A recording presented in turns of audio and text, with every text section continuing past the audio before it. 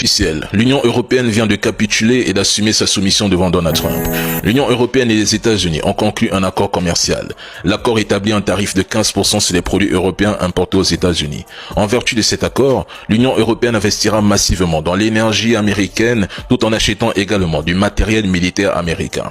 Selon le président Donald Trump, l'Union européenne s'est engagée à 750 milliards de dollars d'achat d'énergie et à 600 milliards d'investissements supplémentaires aux États-Unis. Trump baisse finalement de 30% à 15%.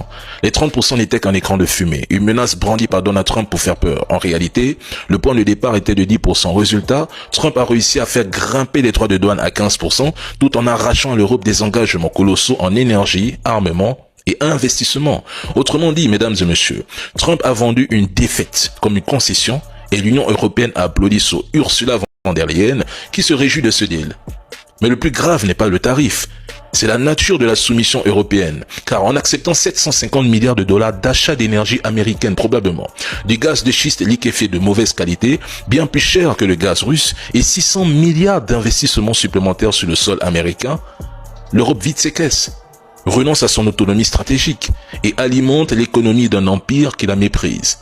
Cet accord ressemble à une opération de vassalisation contrôlée où l'Union européenne, affaiblie par les conflits en Ukraine et au Moyen-Orient, n'a plus ni armée souveraine, ni politique énergétique indépendante, ni même une politique étrangère propre. C'est une annexion économique douce et Trump a réussi son coup.